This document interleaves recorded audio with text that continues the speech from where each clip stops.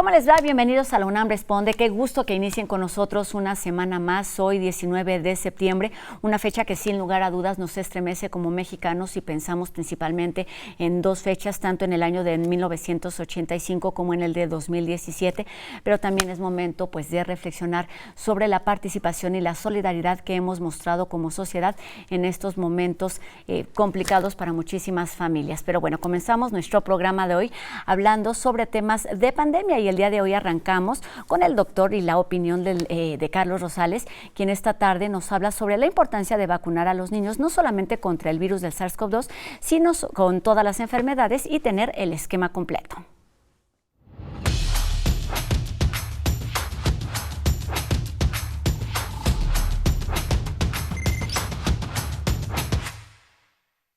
Gracias, Rosa. Muy buenas tardes. Nuestro público pregunta, ¿es recomendable vacunar a los niños contra la COVID-19? Efectivamente, la respuesta es sí. Si usted puede, lleve a sus niños a vacunar contra la COVID-19. Sin embargo, es igual y tal vez más importante que todos los niños se vacunen contra todas las otras enfermedades. Desafortunadamente, por la pandemia, se ha visto una reducción muy grande en la inmunización de los niños. Entre 2011 y 2019, la cobertura mundial de vacunación de los niños estaba cerca del 85%. Sin embargo, la Organización Mundial de la Salud y el Fondo para Ayuda de Emergencia de los Niños de la Organización de las Naciones Unidas, la UNICEF, nos reportan que en los 2 últimos años ha habido una reducción de casi 5% en la cobertura mundial de vacunas. Más de 25 millones de niños, por ejemplo, no recibieron su primera dosis de la vacuna contra el sarampión.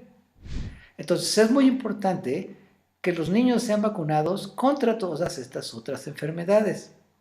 Afortunadamente, en México ya se están tomando medidas para solucionar este problema.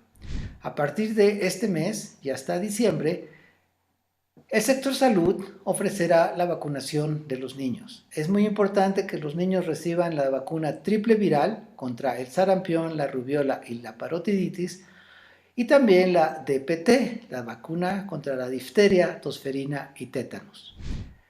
Por favor, lleve a sus niños al centro de salud con su cartilla de vacunación y asegúrese de que tenga su esquema de inmunización completo. Eso es muy importante. Muchísimas gracias. Hasta luego.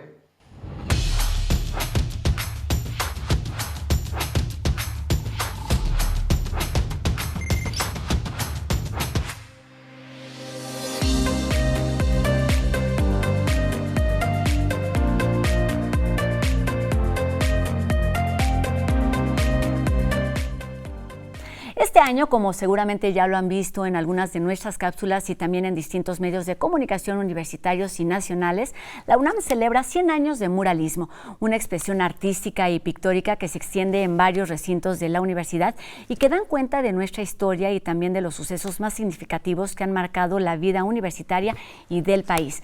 El día de hoy queremos adentrarnos a este mundo y saber un poco más sobre quiénes han pintado esas piezas, en qué contexto o qué representan. Y para ello contamos hoy con la presencia del doctor en Historia del Arte, Renato González Melo, investigador y exdirector del Instituto de Investigaciones Estéticas y también profesor de la Facultad de Filosofía y Letras de la UNAM y también especialista en pintura mural. Hay que decirlo porque viene mucho al caso. Doctor, bienvenido.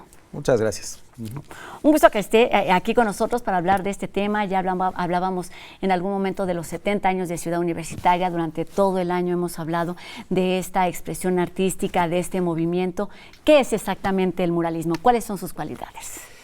Es una corriente artística mexicana, no solo mexicana, pero que tuvo un auge en México en la posrevolución, y que buscó hacer un arte público entendiendo un arte que discutiera y que señalara los temas de la opinión pública, del interés público, de la identidad, de la conciencia histórica y de la conformación política del país.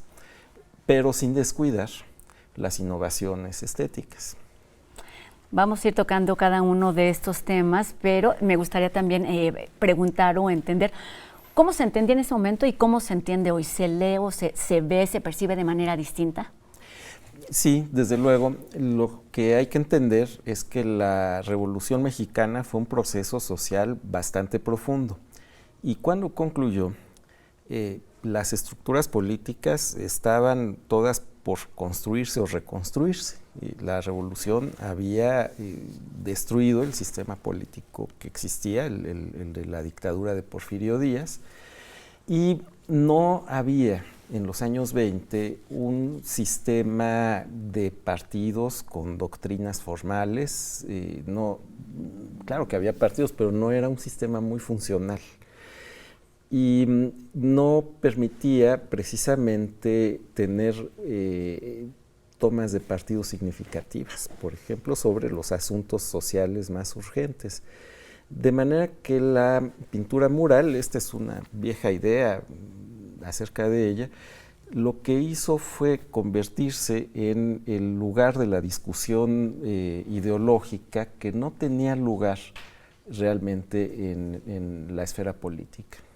Vamos a hablar también de esto, de la lucha, de la búsqueda, de todo lo que ahí se expresaba, pero antes pues comencemos con nuestro tema de hoy, que vamos, el muralismo es un tema o un fenómeno nacional, pero lo que estamos conmemorando es los 100 años del muralismo dentro de nuestra universidad, que incluye pues alrededor de 150 obras, pero usted sabe mucho más de esto. ¿Qué es lo que define este movimiento o a esta conmemoración? Bueno, lo que ocurre es que en su inicio, la iniciativa, digamos, de decorar los muros de los edificios públicos fue apoyada por José Vasconcelos, el secretario de Educación Pública, que al inicio de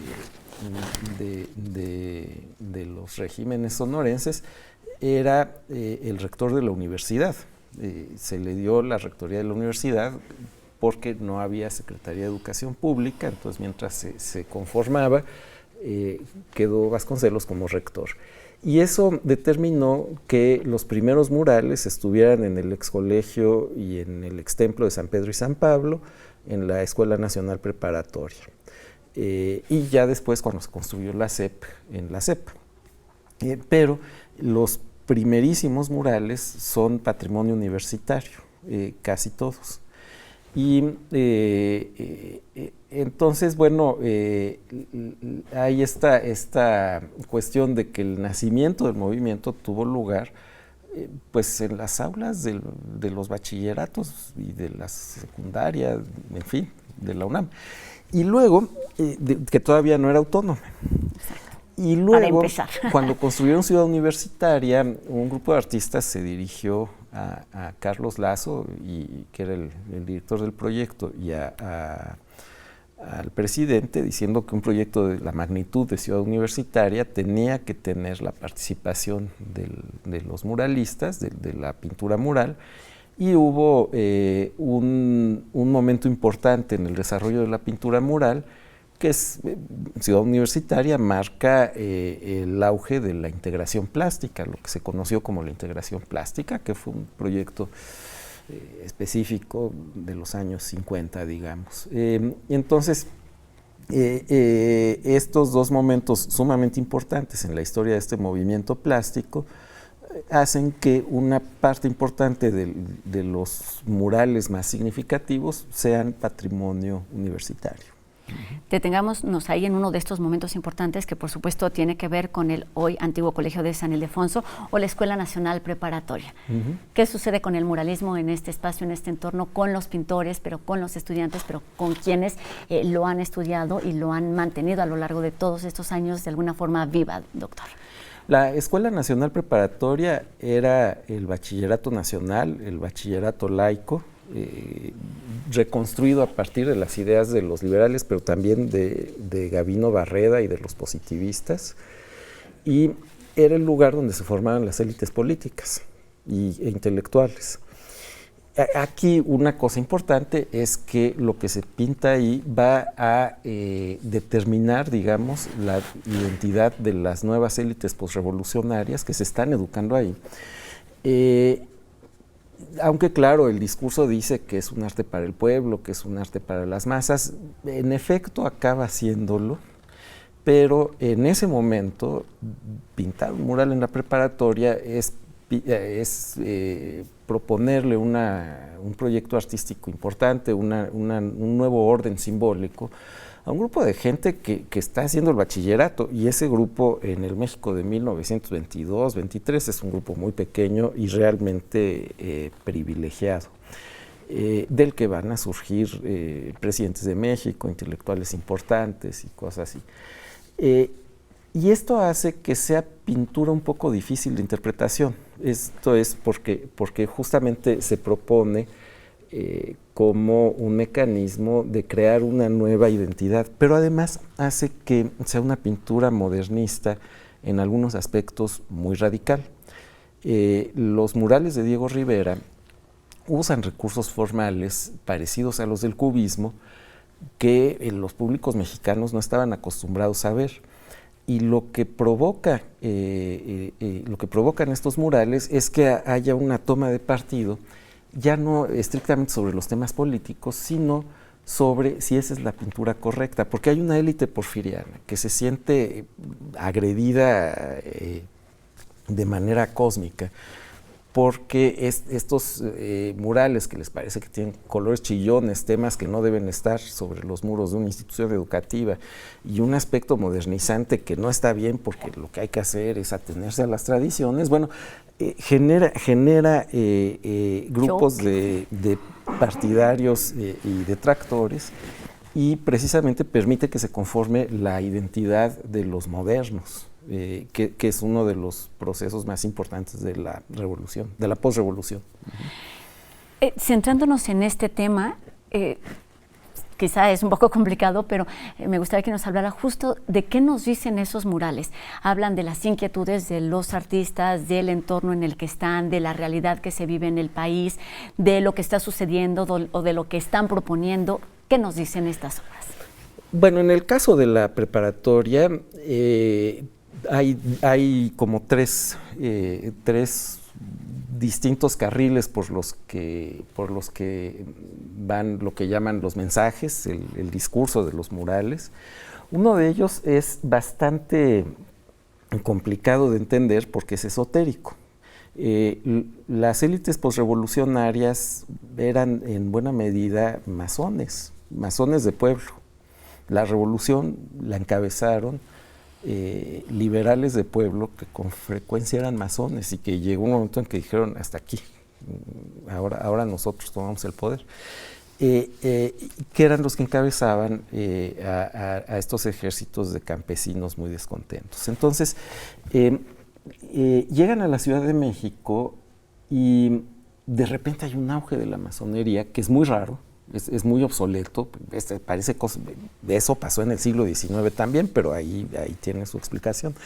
Pero que haya pasado lo mismo en los años 20 tiene que ver precisamente con que no había una organización nacional, partido político o lo que fuera, que tuviera la funcionalidad que necesitaban ellos para convertirse en el grupo político gobernante. La pintura mural tiene el lenguaje de la masonería. Los murales de Diego Rivera usan ese lenguaje, precisamente porque es el lenguaje con el que van a identificarse estos nuevos funcionarios que vienen de lugares tan distantes como Torreón y Mérida, mucho más distantes en aquel tiempo, por cierto. Hay una segunda línea que tiene que ver con los temas de identidad. ¿Qué es México? ¿Cuál es la identidad del país? ¿Es una nación moderna? Sí. Eso se pensaba desde tiempos de Porfirio Díaz y debe ser una nación más moderna, sí, pero esa modernidad no va a excluir a las comunidades y pueblos campesinos, que incluso no va a incluir a los que se identifican como indígenas. Esta inclusión ahorita, 100 años después, puede verse como muy problemática, desde luego, pero hay que entender que el solo hecho de pintar un cuerpo de un campesino moreno en un edificio como la Escuela Nacional Preparatoria en 1922 era una provocación necesaria y una innovación. Y finalmente hay una tercera línea. En este primer momento la historia sí es un tema, pero no es el tema central, porque hay otro que entra de varias maneras, y es el de la realidad campesina del país. Esto aparece en los murales de Rivera en la Secretaría de Educación a la mitad de la década, y luego en los murales de Orozco en la preparatoria, en su segunda etapa, se convierte en una crítica de la violencia rural. Un tema que nos debería interesar mucho porque tiene una enorme vigencia. Orozco dice sí, este es un país campesino y además es un país muy violento. Y a esta violencia le hemos dado muchas explicaciones, pero no se acaba. Está, por supuesto, muy presente esta parte social, esta parte cultural, esta parte pues, de la vida cotidiana, pero no podemos hablar de murales sino hablar de la propuesta estética, de la vanguardia, de lo que ahí se buscaba, de los materiales. Lo vemos aquí en los espacios del campus central en Ciudad Universitaria, de los artistas. Háblanos de este otro gran tema. Bueno, los muralistas, los que llaman los tres grandes, los tres fueron alumnos de la Academia de San Carlos. Sin embargo, fueron muy sensibles a las propuestas de las vanguardias. De hecho, Diego Rivera participó en el cubismo parisino, digamos. Cuando inicia el proyecto de la pintura mural, no es un proyecto que descarte las innovaciones formales que se han ido sucediendo en la escena europea. Sí es un proyecto que, por un lado, propone volver a la política, como también lo hacían las vanguardias europeas de otra manera, y que, por otro lado, trata de rescatar algunos principios del arte académico para volver posible el proyecto de la pintura pública. La pintura de historia, por poner un ejemplo, no es algo que haya inventado el muralismo. La pintura de historia era el género mayor en las academias de arte en todo el mundo, también en la mexicana, y esto no es algo que hayan inventado ellos. De hecho, por eso en la primera etapa hay murales que hablan de temas históricos, los de Alba de la Canal, uno o dos de los de Orozco, y desde luego el de Jean Charlotte, pero no es donde se concentra la mayor atención, precisamente porque la pintura de historia es un género muy conservador, y así pienso yo que lo entienden al principio.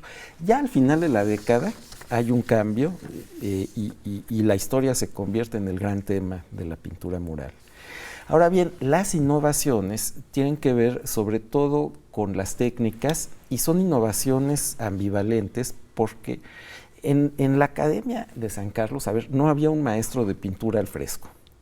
No había un profesor que les hubiera enseñado eso. Lo que hicieron fue reconstruir la técnica del Renacimiento a partir de tratados como el de Cennini. Y entonces esta pintura al fresco mexicana, desde luego tiene que ver con la pintura al fresco del Renacimiento porque se apoya en los manuales, pero es una reinvención del siglo XX, eso es lo que es. En este sentido de ir entendiendo lo que pasa aquí, pero lo que pasa en el resto del mundo, tenemos que hacer pues un aceleramiento, digamos. Pero ¿cuáles son esos momentos icónicos del muralismo? Porque pensamos mucho en el 1922, que fue cuando surgieron, en 1950 y tantos, cuando se dio en Ciudad Universitaria. ¿Qué ha pasado durante las últimas décadas que hace seguir pensando, y a los investigadores y a los especialistas interesarse en el muralismo y en lo que tenía que decir? Bueno, por un lado, para la historia del arte ha sido muy importante atender a los procesos sociales y políticos vinculados con las artes. Pero, además de eso, digamos, el muralismo se queda como modelo de arte comprometido políticamente, cumple su ciclo, ese ciclo concluye, pero esto no impide que en épocas posteriores haya intentos, experimentos y experiencias de pintura mural ya para la circunstancia de los años 70. En las publicaciones que hemos estado haciendo en Gaceta hemos tenido cuidado de sí incluir murales como los de Rodolfo Morales, Luis Nishizawa. de Luis Nishizawa, de Daniel Manrique o de José Hernández Delgadillo, que son ya de una época mucho más reciente y, bueno, estéticamente tienen otros puntos de referencia y que, sin embargo, se adhieren a la idea de que el arte debe tener, de que la producción pictórica debe tener una incidencia en la vida social y política. ¿Qué decir sobre esta propuesta y sobre esta oportunidad de generar un arte público? ¿Qué significa esto? ¿Cómo se entiende? Principalmente pensándolo en el entorno universitario. Bueno, lo que ocurre es que la pintura mural, ante todo, invita a la discusión. Y esa es la esencia de la vida universitaria, la controversia, ¿no? Entonces, es un tipo de pintura que invita a discutir frente a ella. No es una invitación solo a la contemplación, aunque claro, también uno se puede quedar horas viendo la biblioteca central, en fin, y pensando y todo eso, pero la invitación principal es a discutir, a ver, este es un edificio ultramoderno y lo vamos a decorar en todo su exterior con mosaicos, ¿cómo ves? Y entonces surge la controversia, no, pues es un edificio europeo con un zarape de Saltillo, esa es una de las cosas que se dicen. Y hay una invitación a la construcción de un saber a través de la controversia, que eso es lo que creo que hace que sea una propuesta que recupera cíclicamente su vigencia en la vida universitaria. Y que tiene como principio el poder tener muchas lecturas por la cantidad de elementos que están ahí representados o mostrados en cada una de estas piezas. Estamos por terminar la entrevista. ¿Qué significa el muralismo para la historia del arte? Lo mencionabas al principio. Fue un movimiento mexicano, pero no solamente mexicano. ¿Cómo se lee, cómo se entiende, no solamente en nuestra universidad, sino a nivel, digamos, universal, esta forma de expresión? Bueno, lo que hay que entender desde el punto de vista de la historia del arte mexicano es que el muralismo no fue la única corriente artística del siglo XX mexicano.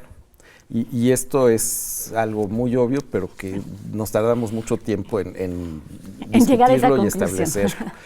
Sí, fue una corriente hegemónica, sí, pero esa hegemonía tiene que ver con su alianza con distintas, o su alianza crítica a veces con distintas formas de poder político. Pero no fue lo único que había. Precisamente lo que hay que hacer es verla en la pluralidad de las alternativas artísticas de México. A nivel universal es un punto de referencia porque el arte en los países europeos y en Estados Unidos, desde luego, siguió otro camino, sobre todo en la posguerra, siguió el camino de la abstracción, porque las dictaduras del siglo XX, el estalinismo y el nacionalsocialismo y el fascismo habían propuesto, sobre todo el estalinismo y el nacionalsocialismo, habían propuesto formas de arte figurativo de propaganda. El muralismo adquiere un lugar muy raro porque incluso Siqueiros, que era el más estalinista que uno puede imaginar, cuando llegaba a la discusión sobre las artes con sus colegas soviéticos, les decía, pues no están bien, no es como ustedes quieren hacerlo y en este punto vamos a marcar un límite. Y entonces el muralismo mexicano es un ejemplo de un arte político que, sin embargo, no renuncia a una cierta perspectiva crítica. Y esto se vuelve muy importante a nivel mundial en las distintas etapas ya del siglo XX y del actual, de la discusión de cuál es el lugar de las artes en la política, ¿no? Tenemos un minuto para terminar. Usted es especialista en muralismo. Ha hecho un trabajo importantísimo, pero durante los últimos meses en particular está este proyecto de UNAM 100 años de muralismo, una colaboración entre Gaceta UNAM y el Instituto de Investigaciones Estéticas. ¿Cuáles son las líneas, el objetivo y la razón de ser de este proyecto periodístico y de difusión? Bueno, la Gaceta nos pidió a un grupo de investigadores de estéticas que pudiéramos organizar esto con otros universitarios, de publicar cada lunes algún artículo sobre el vastísimo patrimonio mural que tiene la UNAM. Hemos abarcado solo una parte de ese patrimonio, de esto estamos muy conscientes, pero también estamos muy contentos de que hemos podido llamar la atención sobre murales como el de Rodolfo Morales en la Preparatoria 5, que pues son verdaderas joyas que requerirían más atención. Y también sobre el trabajo que estamos haciendo ahora acerca de obras que quizás son más conocidas, ¿no?, como las de la preparatoria, pero en las que lo que pensamos los especialistas pues ha cambiado muchísimo en los últimos 50 años, ¿no? Pues terminemos esta entrevista con la invitación a visitar justamente el micrositio de Gaceta UNAM dedicado al 100 años del muralismo, porque nos ofrece pues distintas alternativas, distintas formas de voltear a ver lo que ha sucedido a lo largo de 100 años, con sí los grandes muralistas, los nombres que por supuesto identificamos, pero también aquellos que no los tenemos muy presentes, aquellos murales que incluso han sido destruidos en parte, qué tienen que decir, por qué fueron destruidos y que tienen quizá más historias de lo que podemos encontrar en los que están completos. Doctor, muchísimas gracias por estos minutos para la UNAM Responde. Estaremos atentos también pues al trabajo que se sigue haciendo sobre este gran aniversario, 100 años del muralismo universitario. Doctor Renato González Melo, investigador del Instituto de Investigaciones Estéticas de la UNAM. Gracias a usted. Gracias, doctor. Y bueno, tenemos más información porque nos vamos ahora ya para terminar el programa. Agradecemos a ustedes que nos hayan acompañado a lo largo de estos minutos. Les recordamos que nuestras vías de comunicación están abiertas en todo momento para que nos hagan llegar sus dudas y sus comentarios. Sigamos haciendo juntos este programa y nos vemos aquí mañana en una nueva emisión de la UNAM Responde, por supuesto 2:30 por TV UNAM. Adiós.